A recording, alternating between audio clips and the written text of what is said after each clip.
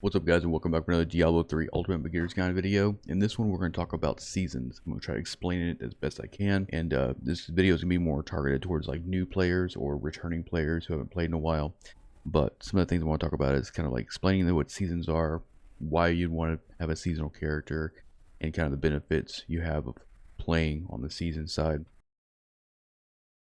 Starting off, if you're an absolutely new player, like if you just started an account, or you haven't actually played a whole lot of Diablo, I think it's extremely beneficial to start a seasonal character first, mainly because if you have a new account, you go to game settings, if you haven't completed the campaign, you won't be able to get adventure mode open.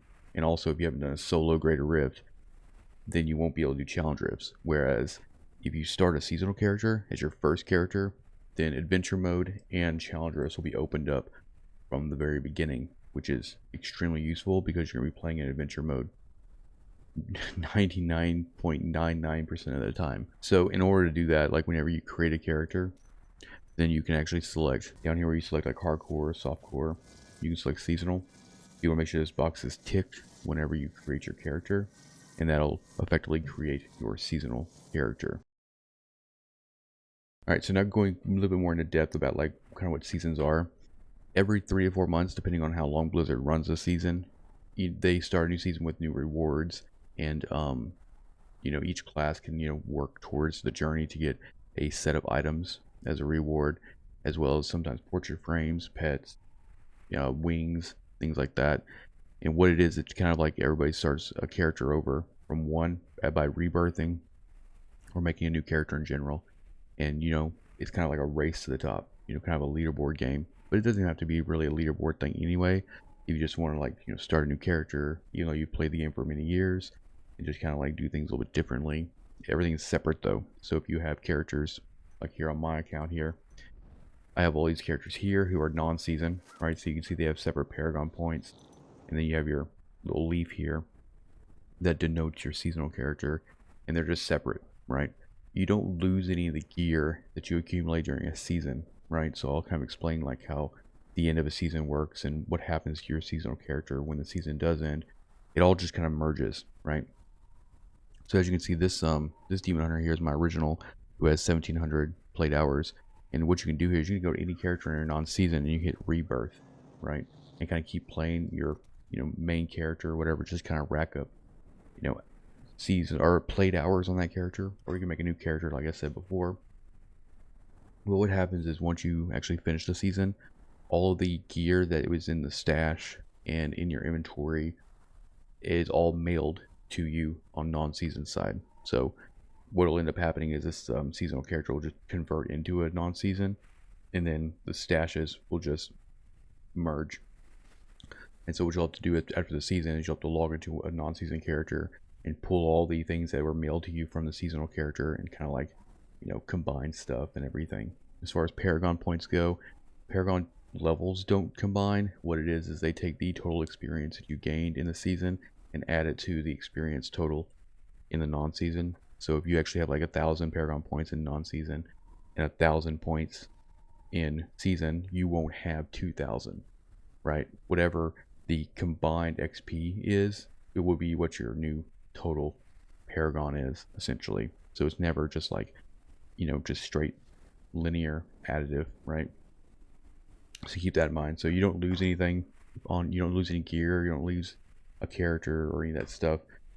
It all just kind of combines at the end of the season. Now when I say you don't lose anything, I mean like when you played through the season and you've gathered items and leveled your seasonal character, those items that you've accumulated during the season you won't lose. But as you can see, this demon hunter or any character that I select on here, right? So if I select this barbarian who's a fully geared character and I hit rebirth, every item that's on this character, everything will get mailed to my non-season, and this character will become a level 1 with 0 Paragon. If it's your first character in the season, it'll have whatever Paragon you have currently accumulated that season. But if you take an existing character and you rebirth it, then it will not carry any non-season gear to a season.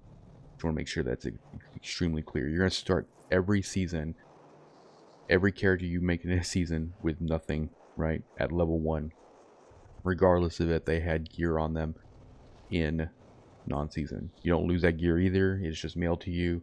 It's just they only let you start with nothing, right? So just keep that in mind. Alright, so the way the journey works is it's basically like objectives that you do, and it's separated between multiple different chapters. So you start with chapter 1, and it goes all the way through Guardian. The way this works now is they select like a legacy pet and a legacy portrait, and then when you complete Guardian, you'll get that season's unique portrait and unique reward. In every season, each class will actually get a set from Hedrick called Hedrick's Gift. So like this, for the Demon Hunter this season, for season 21, you'll get Shadow Mantle. And the way this works is you don't get any reward. The only thing you get is a portrait frame for completing chapter 1, which is completing all these objectives. And then when you complete chapter 2, you'll get 2 of the 6 pieces from the set for your class that season. When you complete chapter 3, you'll get 2 more, so you'll have the 4-piece set. When you complete chapter 4, you'll get the final 2 pieces, which will give you 6 pieces for that set. And as you can see also, when you're completing chapters 2 and 3, you're not going to get any update on that legacy portrait. But whenever you start completing Slayer, you'll get the next ranks for the portraits as well. And that'll continue going up through Champion. You see it's changing a little bit, all the way through Conquer. And then when you do Guardian, which is the last tier of the journey, it was when you'll get the last level of that portrait, the season unique and the season pet reward. Okay, a lot of people will play season because they want the cosmetic rewards. A lot of people want to do like leaderboard pushes, or they want to do whatever new theme there is for the season. That's the journey. It's kind of explaining how like rebirthing characters and everything is and all that. And also when it comes to seasons as well, there's like conquests that you can do, and these are kind of like achievements, but you have to do them for the season journey objectives, right? And there's different ones on here. What you can do to get here is you can actually go hit escape and go down to what's new, and you can kind of see what's up. In level 70 for a season, you get some transmogs, right? You can see it'll show you the rewards here. So like for Demon Hunter, Shadow Mantle, and then for Barbarian you get Mind of the Earth, and your Firebird's Finery for the Wizard. And like this stuff just like rotates every season, right? So every season there'll be like a new set that you'll get for completing the journey and all that stuff. There's also themes that you'll get as well. So like for this current season, elemental powers will go off based on like enemies killed and everything like that. Or in past seasons we've had like a roll ring of grandeur passive active at all times without actually having the ring equipped or cubed. Or they've completely unrestricted Kanai's cube, where we can like have 3 weapon powers or 3 jewelries or 3 armors. So every season they have like kind of a different power, a different theme, or something that's going along with it as well.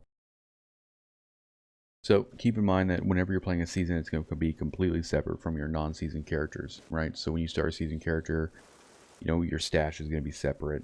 The character will be separate. All your mats will be separate, gold. So you won't be able to access any sort of like stockpiled crafting mats or bounty materials. It's all going to be like its separate entity. None of that stuff you'll lose. Like I said earlier in the video, you're not going to lose any of that stuff when the season ends. When the season ends, all your crafting materials, your bounty mats will all get merged into what you have non-season. And then, all this gear will just stay on this character. Anything that's on your character or on your follower, that character's status is just going to change from seasonal to non-seasonal. But like all this stuff that's in my stash right here, all this stuff will just get mailed to me, which I have to go in the game and open my mailbox and kind of pull it out of there into my inventory and then sort it into my non-season stash. The same with Paragon. The experience gets merged over. So keep that in mind too. Like, you're never going to lose anything.